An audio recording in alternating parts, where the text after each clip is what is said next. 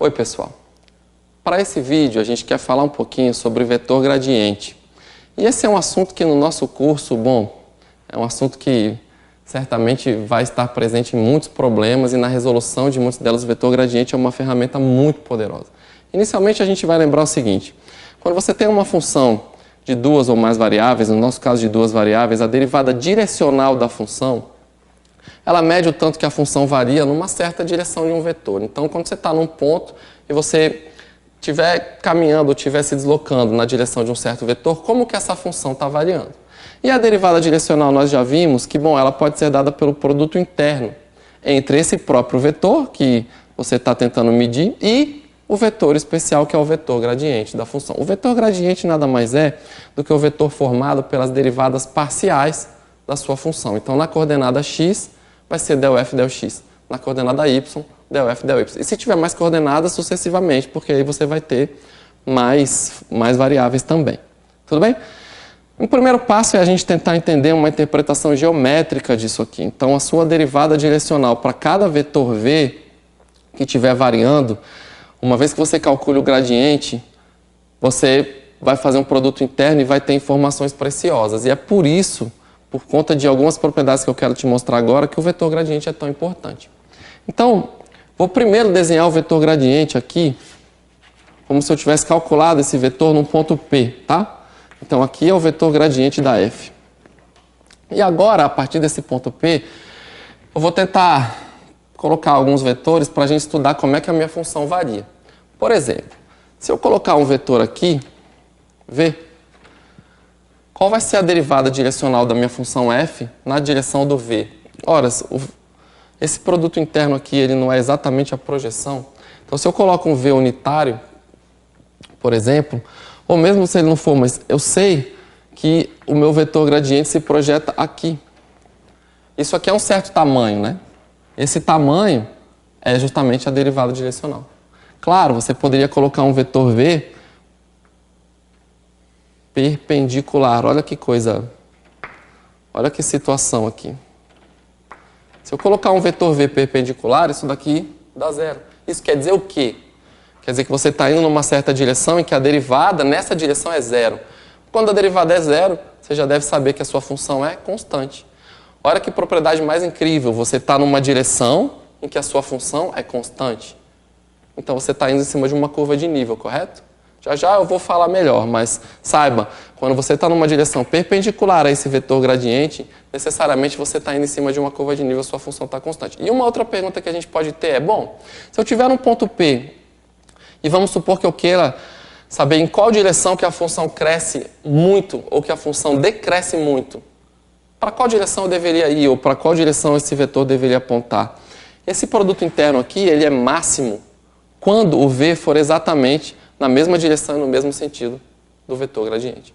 Então é um caso especial, outro caso especial, onde o seu v está aqui na mesma direção e mesmo sentido, o produto interno é máximo. E esse v, essa direção, que você vai ter a derivada direcional maior possível.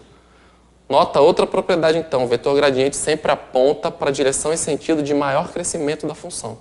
Obviamente, se você pegar o v aqui contrário,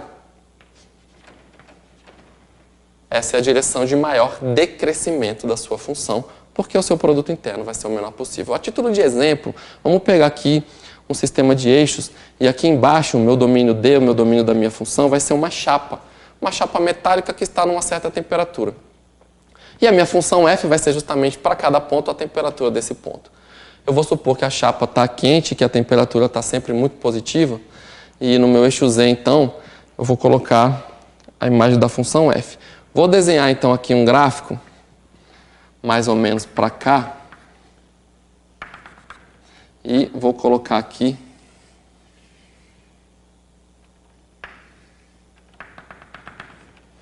como se aqui estivesse modelando exatamente a minha função temperatura. Ok? O que eu posso ter? Primeiro, as curvas de nível. Então, se eu cortar aqui numa certa temperatura K, eu vou cortar meu gráfico aqui e sei que aqui eu vou ter uma curva de nível, mais ou menos por aqui, a curva de nível no nível K. Se eu cortar outra curva por aqui mais em cima, mais para cá, eu sei que essa curva de nível está para cá. Ora, o que foi então que a gente já estudou? Primeiro, se eu for numa perpendicular à minha curva de nível, eu sei que o gradiente está perpendicular a isso. Eu poderia te perguntar, olha, quando é que eu vou de uma curva de nível para outra de uma maneira mais efetiva? E eu já te respondi. O vetor gradiente da função sempre vai ser o vetor que aponta para o maior crescimento. Então, o seu vetor gradiente aqui nesse caso, ele vai estar apontando necessariamente perpendicular à curva de nível nesse ponto. E isso é uma propriedade interessante. Para cada ponto na sua curva de nível, o gradiente vai ser perpendicular a ela, apontando sempre e convergindo para as regiões de maior temperatura possível. Certo? Então, todo vetor gradiente, ele vai convergir, todos os vetores que você colocar, no meu exemplo aqui, eles vão convergir para o ponto de maior temperatura, que seria o ponto ápice aqui. E aí você ainda pode se perguntar, professor, e se eu calcular o vetor gradiente exatamente nesse ponto? Puxa, que pergunta mais especial. Quer dizer, nesse ponto aqui é o ponto de temperatura máxima. Para onde que o gradiente vai apontar se não tem mais para onde crescer? Não aponta para lugar nenhum.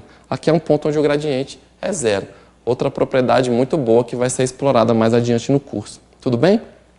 Então, por nosso exemplo de uma temperatura, eu já expliquei para você, eu quero dar um exemplo.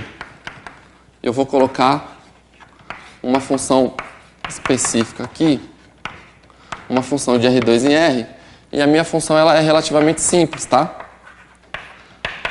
Eu quero que a minha temperatura seja x vezes y. Eu não estou muito preocupado com o domínio aqui, talvez você vai falar, ah, professor, mas a temperatura tem um limitante para baixo, ela não pode ficar... Não vamos se preocupar com isso agora, vamos estudar um caso geral, a gente está preocupado com as propriedades do gradiente, tá bom? Antes que alguém que goste muito de física queira me crucificar aqui. Então veja, para eu calcular o gradiente, eu preciso fazer as derivadas parciais da função. E nesse caso são muito fáceis, certo? Então eu vou colocar a minha del f, del x, para cada ponto xy. Se eu derivo com respeito somente a x, claro que isso aqui vai dar y. E por sua vez, se eu colocar del f, del y, se eu derivar isso somente com respeito a y, isso aqui vai dar x. E, portanto, o meu vetor gradiente é exatamente del f, del x, del f, del y. Ou seja, ele é yx, ok? Quero calcular esse vetor gradiente em alguns pontos específicos, tá? Para essa função temperatura, x vezes y. Então, em alguns pontos específicos, eu vou colocar agora aqui nesse quadro, por exemplo, no meu ponto 1, 2, é um ponto simples da minha função, eu sei que meu vetor gradiente é só você trocar as coordenadas, certo? O vetor gradiente da f em x, y é o yx. Então, aqui vai ser o vetor 2, 1. Nota, se você calcula no ponto P 1, 2, o vetor gradiente é o vetor 2, 1. E da mesma forma, você pode fazer isso, sei lá, eu com menos 1 e 3, e o vetor gradiente vai ser simplesmente o 3 e menos 1. Algumas coisas que eu quero te falar. Presta atenção. Primeiro, a direção desses vetores em cada um desses pontos aponta, a direção e o sentido apontam para o maior crescimento da função. Ou seja, para onde a temperatura mais cresce. Depois disso, o módulo desse vetor gradiente, veja que as normas aqui são diferentes. Se você calcular as normas, né, aqui é 3 menos 1 e aqui é 2 e 1. O tamanho desse vetor te dá uma noção da magnitude do quanto que a função está crescendo naquele ponto. E mais do que isso, nesse caso, o fluxo de calor, você já aprendeu a lei da entropia, que diz que no fluxo de calor sempre vai, o calor migra para pontos de pontos de maior temperatura para pontos de menor temperatura. Então, o seu fluxo do calor aqui, ele é um proporcional de menos o vetor gradiente dessa função, em cada ponto. Você quer saber para onde é que a energia está indo? Basta você estudar o vetor gradiente da função temperatura. Veja, eu coloquei esse menos justamente porque, no nosso caso, a energia vai do maior para o menor e o gradiente aponta do menor para o maior. Então, você inverte o sentido. E o K é uma constante de proporcionalidade. Super legal quando você tem um vetor gradiente numa chapa, por exemplo, numa chapa e a F é a temperatura. Se você estudar esse vetor, você sabe muitas informações sobre a temperatura da chapa. E para a gente concluir, eu tenho aqui algumas curvas de nível da chapa, que seriam as nossas isotermas. Então, Para esse caso, as curvas de nível vão dar simplesmente as hipérboles, tá? Então, para todos os pontos cuja temperatura... Vou começar com zero, né? Para todos os pontos onde a temperatura é zero, eu tenho os eixos coordenados. Então, se a minha chapa for todo R2, os eixos coordenados têm temperatura zero. Primeira curva de nível são essas duas retas. Depois, onde a temperatura é 1, eu tenho aqui a hipérbole amarela, onde o K é igual a 1. Onde a temperatura é sempre 2, azul, e menos 3, um caso negativo, eu teria aqui a rosa. Então, veja, essas são as isotermas da chapa. Agora, vamos pegar o que a gente calculou. O meu vetor gradiente no ponto 1, 2 é o vetor 2, 1. Então, aqui, ó, nesse ponto, eu vou colocar aqui, desculpa, nesse ponto. No ponto 1, 2, aqui, eu tenho o vetor 2, 1. Ou seja, esse vetor aqui.